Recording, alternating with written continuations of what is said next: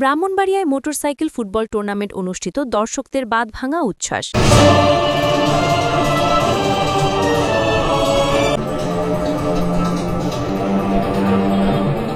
ব্রাহ্মণবাড়িয়ার নবীনগর উপজেলা শিবপুর খেলার মাঠে অনুষ্ঠিত হল নূরনগর ডাবল মোটরসাইকেল ফুটবল টুর্নামেন্টের রোমাঞ্চকর ফাইনাল ম্যাচ। শনিবার বিকেলে হাজারো দর্শকের উপস্থিতিতে অনুষ্ঠিত এই ফাইনালে মুখোমুখি হয় বিদ্যাকূট ফুটবল একাদশ ও গঙ্গানগর ফুটবল একাদশ। খেলা উপভোগ করতে মাঠে বিভিন্ন বয়সের মানুষ ভিড় জমায়। এতে প্রধান অতিথি ছিলেন ব্রাহ্মণবাড়িয়া জেলা বিএনপির অর্থনৈতিক বিষয়ক সম্পাদক কাজী নাজমুল হোসেন তাপস। তিনি বলেন, গ্রামাঞ্চলে ফুটবলসহ বিভিন্ন ক্রীড়া আয়োজন তরুণ সমাজকে মাদক থেকে দূরে রাখে এবং তাদের মধ্যে ঐক্য ও সম্প্রীতি গড়ে তোলে। ভবিষ্যতে এমন আরও খেলার আয়োজন করা হবে। যুবদল নেতা মোখলিসুর রহমানের সভাপতিত্বে এ সময় অন্যদের মধ্যে উপস্থিত ছিলেন জেলা বিএনপির সহসভাপতি আনিসুর রহমান মঞ্জু, নবীনগর উপজেলা বিএনপির সাবেক সভাপতি ইঞ্জিনিয়ার শফিকুল ইসলাম, সাবেক পৌর মেয়র মাইনুদ্দিন মাইনু। উত্তেজনাপূর্ণ ফাইনালে গঙ্গানগর ফুটবল একাদশ ১-০ গোলে বিদ্যাকূট ফুটবল একাদশকে পরাজিত করে।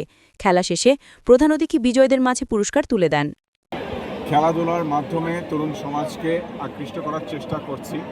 আমাদের প্রয়াত নেতার প্রয়াত জ্যেষ্ঠ পুত্র জনাব আরাফাত রহমান কোকো, এক খুব কনিষ্ঠ পুত্র আরাফাত রহমান পুত্র কোকো ভাই, ওনার খেলাধুলার প্রতি এবং তরুণ সমাজকে ক্রিকেট খেলা থেকে শুরু করে ফুটবল খেলাকে যেভাবে করে প্রমোট করেছিল, আমরাও দেখেছি যে খেলাধুলাটাকে যখনই আমরা প্রমোট করছি, ইয়াঙ্গার জেনারেশন এটার প্রতি অ্যাট্রাকশনটা খুব বেড়ে যাচ্ছে।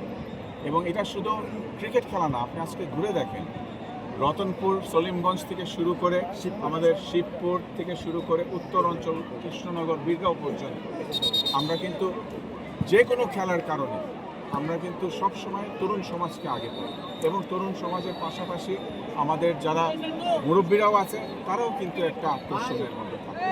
আমার বিশ্বাস স্কুল, কলেজ এবং ইউনিয়ন ভিত্তিক আমরা যদি টুর্নামেন্টস এবং আপনার এক্সট্রা কারিকুলামের জন্য স্পোর্টস অ্যাক্টিভিটিগুলোকে যদি আমরা কনসেন্ট্রেট করতে পারি, এইটার ভালো রেজাল্ট আমরা কারিকুলামেও পাবো, জাতীয় পর্যায়ে পাবো, ক্রীড়া জগতেও পাবো ইনশাআল্লাহ।